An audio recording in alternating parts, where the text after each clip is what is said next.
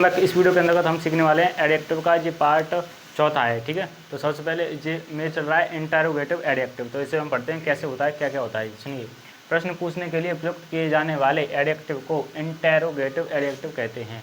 यानी कि जो प्रश्न पूछता है उसे हम क्या कहते हैं, प्रश्न पूछने वाले एडजेक्टिव को हम इंटरोगेटिव एडजेक्टिव कहते हैं। इसका यानी कि मैं तो अब एक बता दूँ पहले, हम देखो हम पढ़ रहे हैं एडजेक्टिव।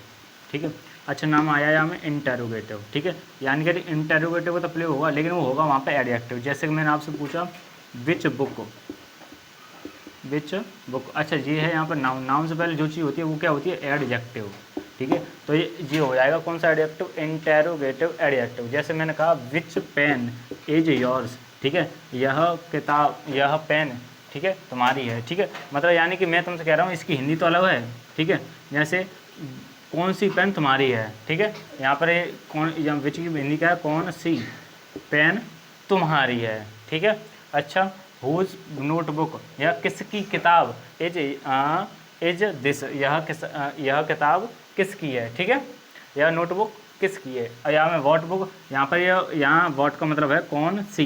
जैसे कौन सी किताब, do you want to read, तो कौन सी किताब, क्या वॉट बुक, कौन सी किताब, डू यू वांट, यानी तुम कौन सी किताब पढ़ना चाहते हो। ठीक है, क्वेश्चन मार्क दोनों में है। इसका मतलब क्या है, मैं आपको क्या सिखाने चाह रहा हूँ, मैं आपको सिखाने चाह रहा हूँ, देखिए जैसे ये होता है नाउन।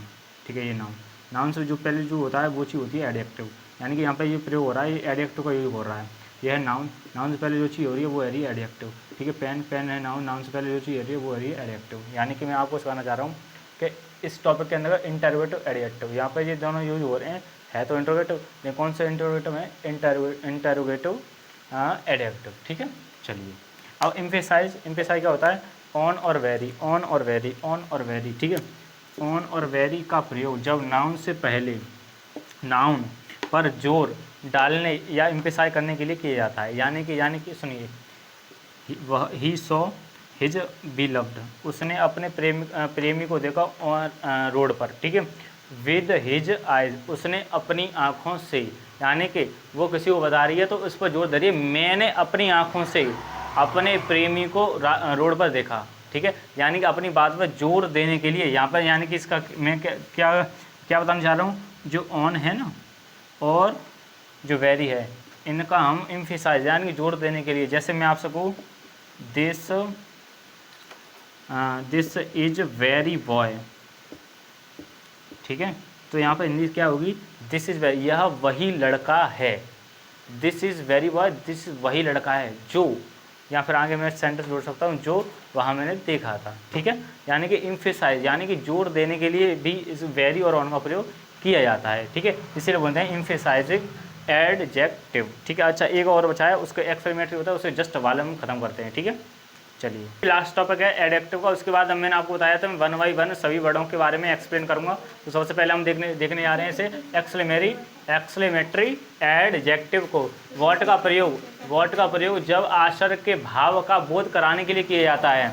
ठीक है, जैसे कि वॉट एन अगली वुमेन, कितनी भद्दी या फिर ऐसे औरत है। What a big building is, कितनी बड़ी बिल्डिंग है।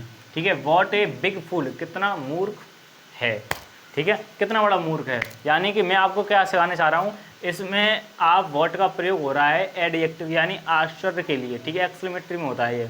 ठीक है, आपने इनडायरेक्ट बनाते होंगे तब आपने सीखा होगा ये। ठीक है, तो ये टॉपिक हो जाता है यहाँ पर ख़त्म। ठीक है, इसके बाद हम 1 बाई 1 कुछ वर्ड्स जैसे कि हम पढ़ने वाले हैं अभी जस्ट। ठीक है, तो सबसे पहले ये टॉपिक यहाँ तक हो गया ख़त्म। 10 जो मैंने काइंड्स कराए थे वो हो गए ख़त्म। ठीक है, चलिए।